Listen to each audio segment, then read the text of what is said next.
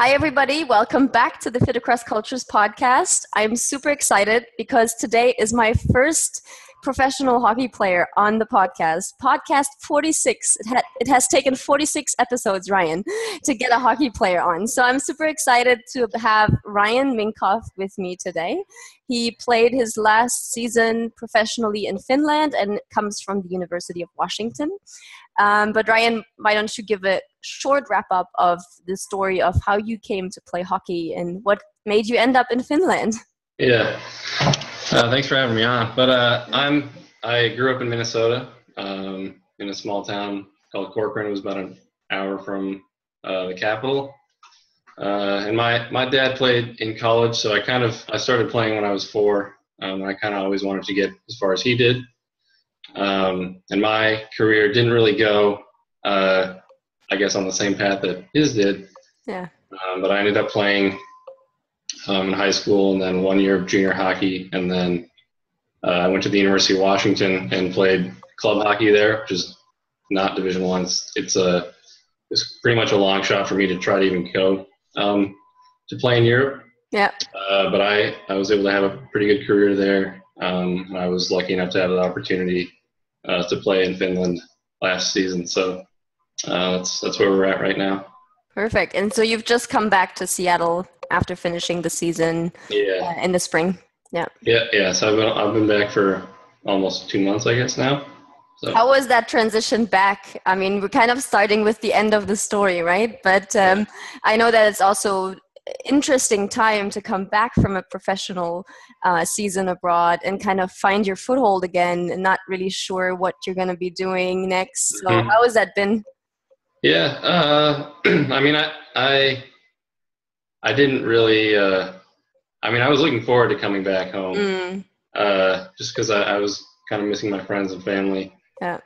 So I didn't really have that big of a challenge trying to transition to living at home. I was more kind of looking forward to just getting into a different routine. Yeah. In that sense. So.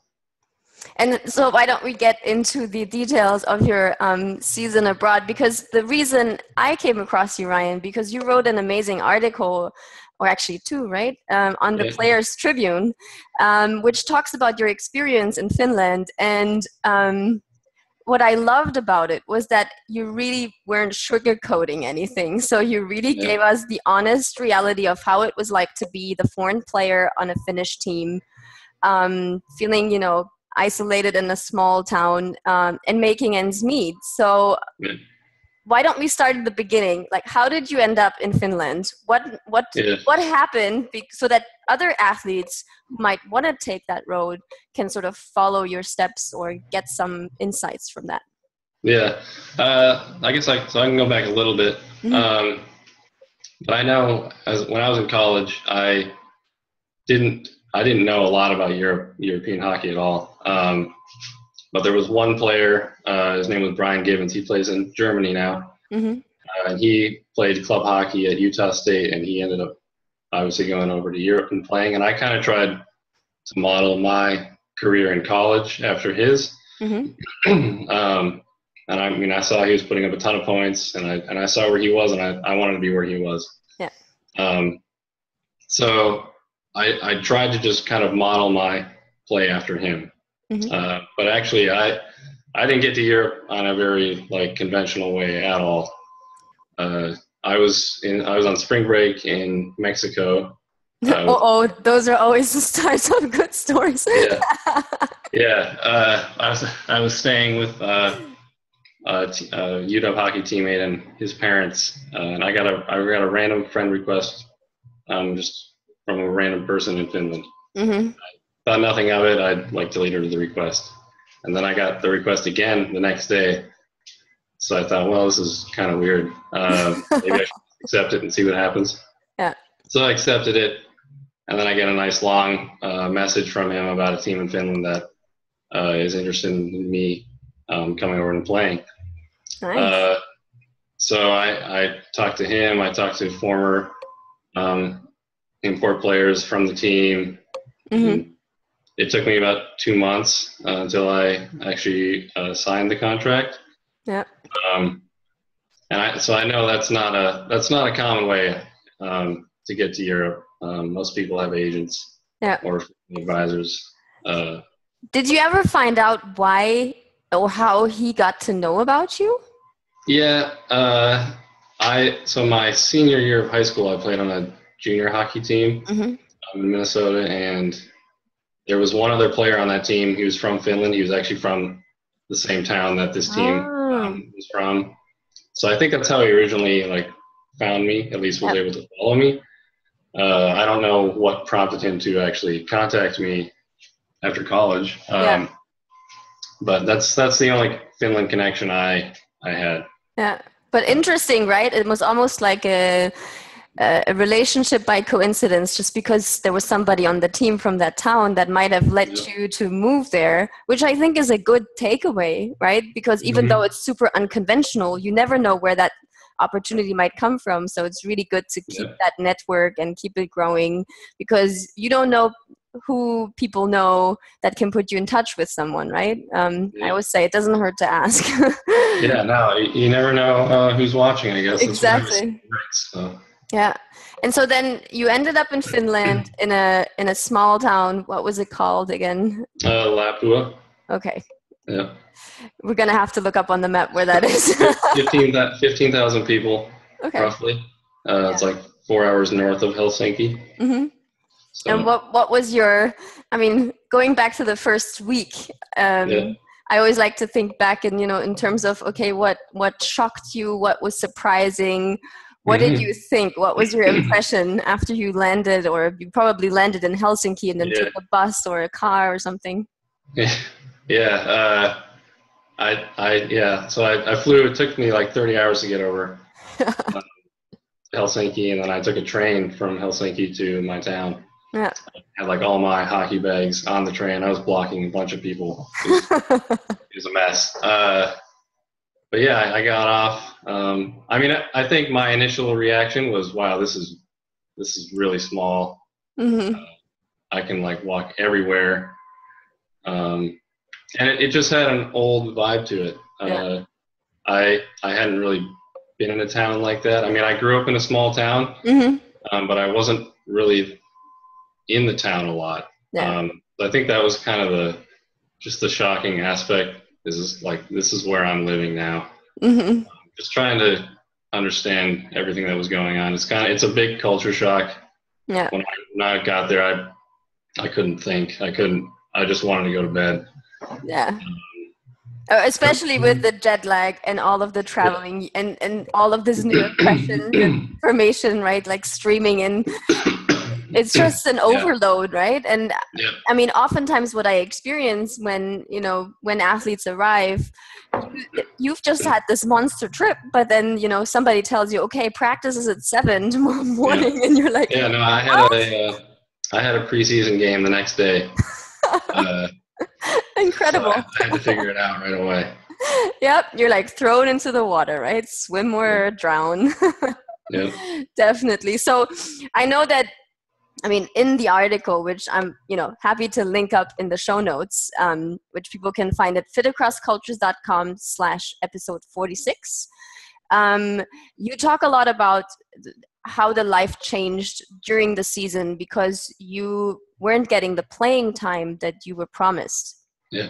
How did you initially deal with that? Because I think that's something a lot of pro athletes might face, is particularly in their first season when maybe your performance isn't quite there yet because you're dealing with so many things, or because the team just has different plans. They're doing some long-term strategy, with bringing up youth players, and you just not fitting right in. How did you deal with that, and what advice, like looking back now, would you give to others in that situation? Yeah, so I mean, it's tough because you want to go over there and you want to make the impact and be a really good player right away. And that just, it wasn't happening. So at least for me, I just tried to make the most of whenever I was on the ice. Yeah. Because at the end of the day, I can't control how the management or coaches run everything that's going on. All I can do is do what I do best on the ice. But it's definitely challenging mentally because you want to be playing, and when you're not playing, it can kind of weigh you down. I know it did for me and my roommate at times. But just trying to stay positive and looking towards the end goal. Like I wanted to have a good season. Yep. So I knew I had to put up at least a decent amount of points to try to continue my career if I wanted to. So I just tried to make the best of my situation. If I was only going to get like 6 or 7 shifts in a game, then I had to produce. I had to at least do something positive on the ice while I was out there, just to help my own chances. Yeah. But I think, at least for advice for other players, outside of just making the best of your situation, I think an agent would have really helped me in just dealing with management and coaches, because I was forced to have to reason with the coaches and management and just try to understand what's going on and ask harder questions. I think that would have been a lot better coming from an agent rather than myself. I think I did a pretty good job actually in handling it all because I not a very emotional person. I'm sure it was a steep learning curve, right? yeah, for sure. Yeah. But I know an agent. It would have helped me to have them asking the tougher questions. Yeah, definitely. And I think, there's obviously, an agent also takes away some of that pressure because you want to concentrate on your performance. As you said, every time you get on the ice, you need to be like 100% there mentally while you're still like thinking about the negotiations you've had in the locker room before, right? Yeah. So that's not optimal. Did you have any techniques or anything that you picked up in college or playing before that helped you? Because coming from the bench and then having to give it all is really tough. Like some people overshoot, some people just can't, like they break with the pressure of like just getting those few minutes. What do you use? What do you do? Yeah, you just try to stay engaged in the game. You're trying to follow along the play. At least for me, I felt pretty hungry, I guess, when I was on the ice because I knew I wasn't going to get a lot of chances.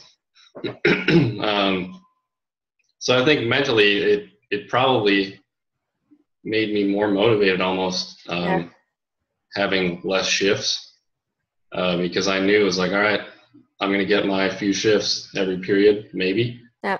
And if I get them, I have to do something. And I know that it just comes with experience and playing, being able to grow mentally. I certainly wasn't there in high school, but I grew a lot in college, just having to play a lot and play in different situations.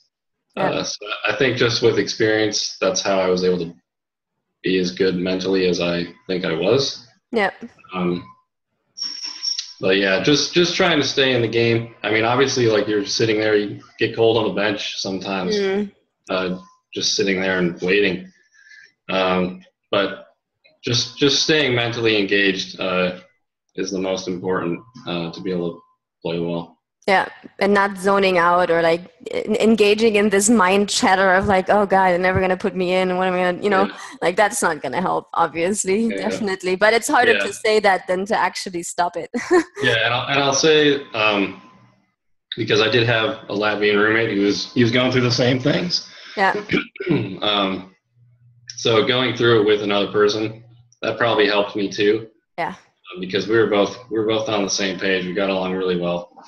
And everything that was happening to me was happening to him and probably worse as regards. So we were able to kind of like, if I wasn't playing, he wasn't playing. We were just sitting next to each other on the bench. It was easy, easier at least to get through all that. Yeah. So he was your buddy abroad. Yeah, pretty much.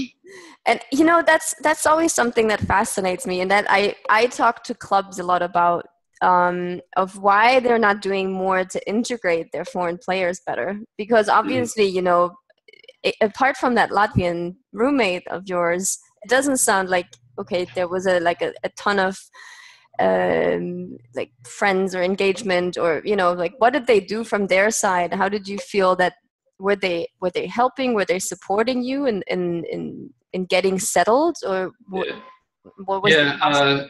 So there was a person in charge of imports. So there was a person that was technically like helping us doing a lot of things, especially early on in the season. He was pretty helpful. Yeah. But as the season went on, he kind of moved out of the picture. Sure. But I mean, my teammates were nice. A lot of my teammates had girlfriends and kind of other lives, so our social lives weren't really in line with theirs all the time. Yeah. I think that made an impact. And a lot of my teammates, they didn't live in my town. Yeah. There was a town 20 minutes away. It was called Sanahokie that the majority of my teammates lived in. So, and I kind of talked about in the article. That's where all the bars and clubs and basically anything social. That's where it was happening. Yeah. So if you would be going back, you would be moving there, not to the small town. Yeah, and that's what my Latvian roommate and I, we'd always talk about that. If we lived there, it probably would have made a little bit better of an experience. Yeah. So now, I mean, you said that you had challenges and your Latvian roommate also had challenges. Can you let us know a little bit more of what those challenges looked like? I mean, what was that specifically? Yeah. I mean, a lot of them, outside of the team and the playing time, it was more just daily life, apartment type stuff. So there was a time in January, it was really cold. It was like literally the coldest week. Wow. And in Finland, that's cold.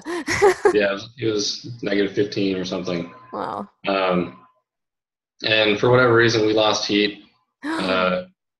And obviously, we're not in charge of our apartment or our living situation stuff. So we were contacting management, just try to see if they could fix the heat or do something about it. They should, right? Yeah, and even what I noticed, there's, at least from my perspective, everything gets done at a little slower pace. Yeah. In Finland than what I'm used to. So I couldn't really expect them to get everything fixed and done in like a week. So I was basically wearing like winter coats. They're in our apartment just to try to stay warm. Wow. And my apartment itself was very old, at least from what I thought of it. Yeah. There was a couple cracked windows. There was a room in the apartment. It was a 2-story apartment, and there was a top room that was just filled with junk, like old refrigerators, tables, chairs, old clothes. We kept that closed. Yeah, I would too. All the time. But hopefully you took some pictures to prove. Yeah, I did take some pictures.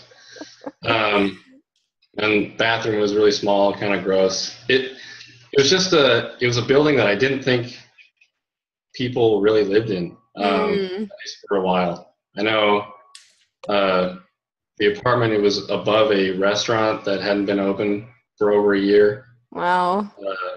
And it actually reopened in January, which is funny. So just the apartment living was not ideal. Yeah. And when I was over the summer, I was showed a different apartment that we were going to be living in. Okay. So I guess when I got there, I was kind of surprised. Like, this isn't the apartment I saw in pictures that we were going to be staying at, that the past players stayed in. Yeah. So I guess that might have been a red flag right away. Things were going to be different than the past experiences that the other import players had. Yeah. And did they pay you on time? I mean, was there any issues financially? Because that always comes up often. Yes, there were definitely issues there. Okay. At least for the first couple months, I was paid relatively on time. They might have been a week late, but that was okay, I guess. But yeah, in December, it all kind of started in December. I traveled for about a week and a half during our Christmas break, and I came back and I needed to be paid for December. And they basically said, well, you're gone part of the month, so we're not going to pay you your full salary. Okay. So I had to kind of reason with them and basically go over my contract again and say, like, yeah, you still owe me money. So that wasn't ideal. And then towards the end of the season, I had to try to get paid for sticks that I brought over, which we negotiated over in the summer that I was going to get repaid for the sticks I was bringing with. Yeah. And it almost felt towards the end of the season like I was almost begging. I mean, I felt like I was begging. I wasn't actually begging. Yeah. I just had to ask a lot. Yeah. To try to get money, and that's just not an ideal situation for a player. That's why having an agent would have been really good also for these situations. Definitely. Because it's just it's not something that a player should really be trying to deal with. Yeah.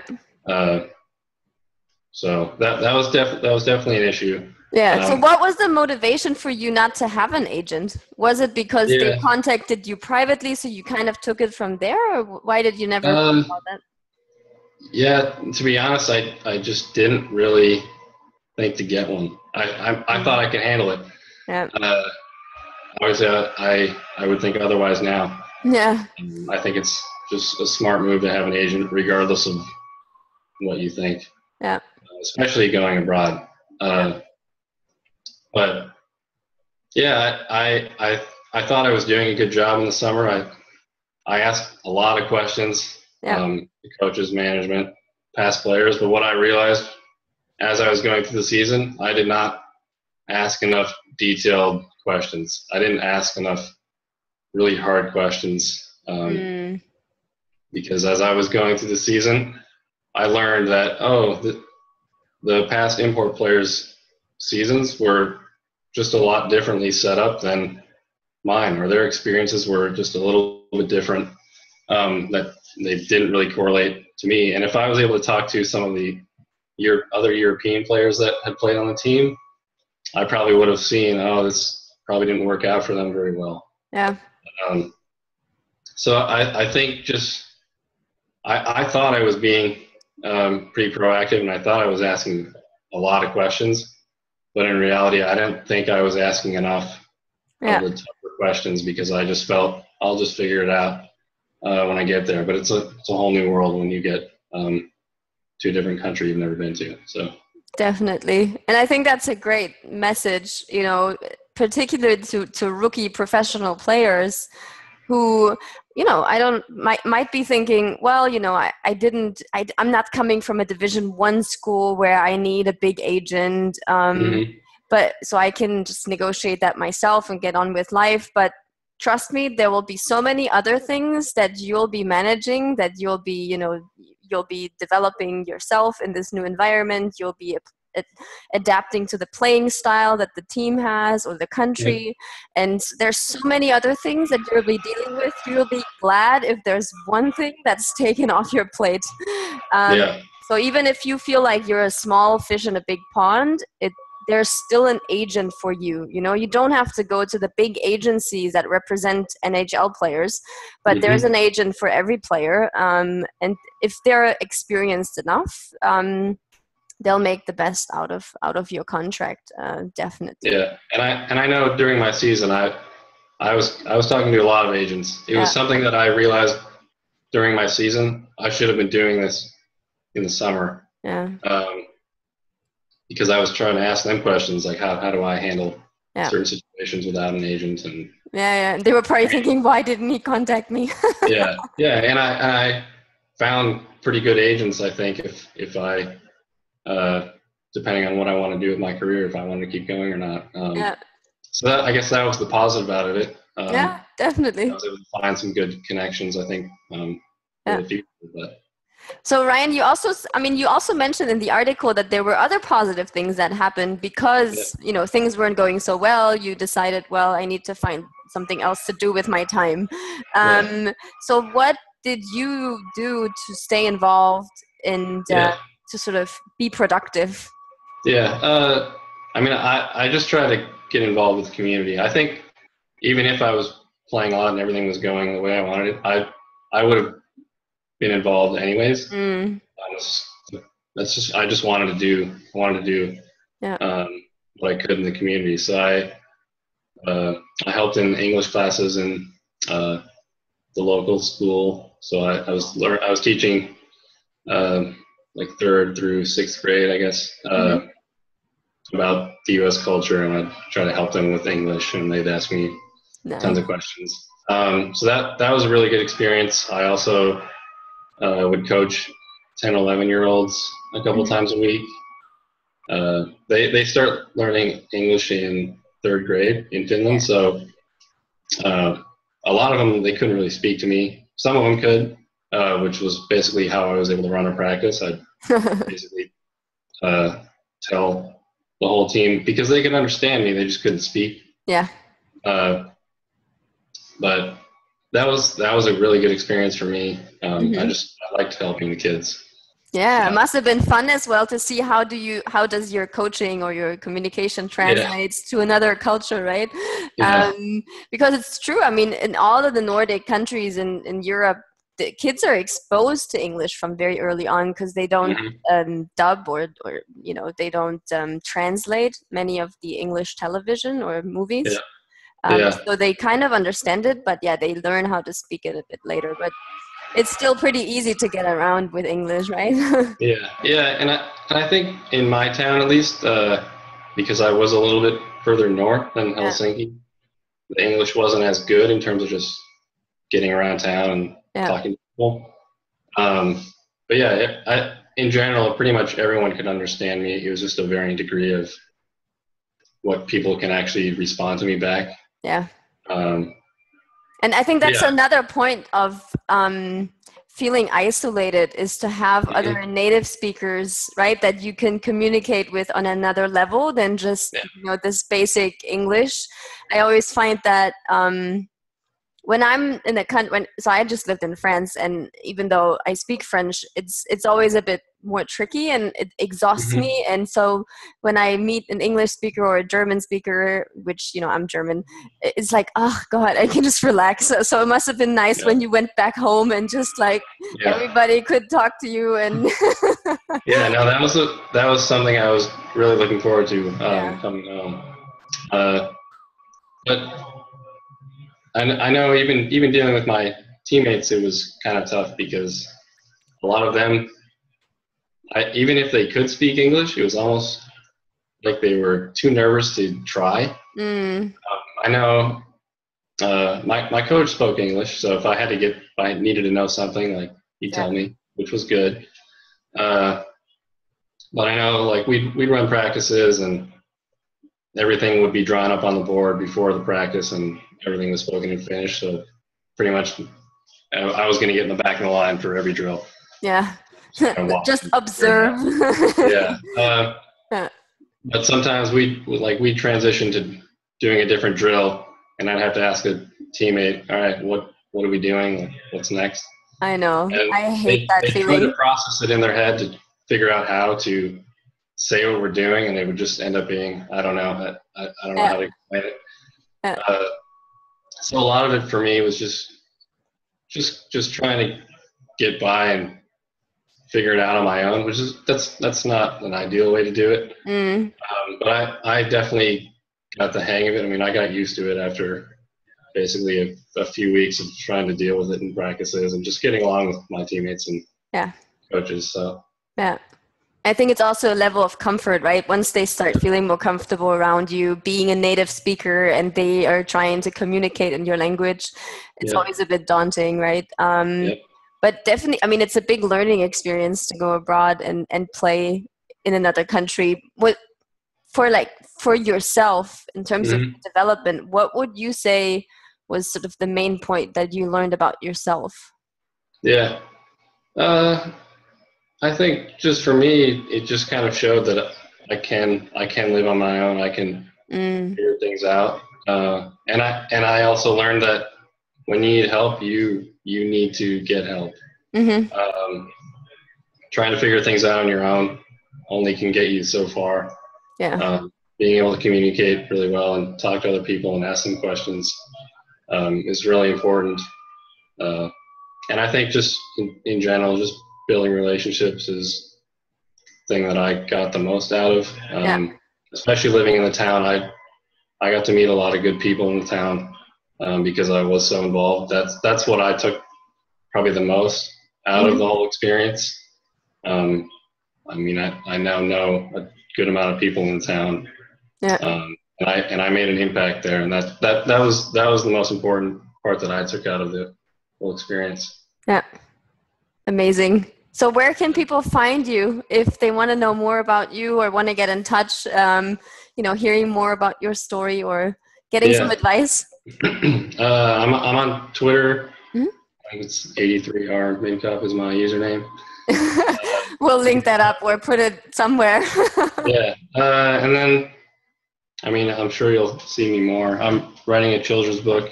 I'm trying to get that published. So you'll hopefully see that at least in the next couple of years. Was that something that came out of the experience of teaching to kids? Yeah. So actually, I wrote that because when I would go into these classes, I felt like I needed to give more than just what I was speaking because they're in third grade. I don't know how much they're actually going to pick up from the class that I'm just speaking to them, and they're asking me questions that are very, very basic. So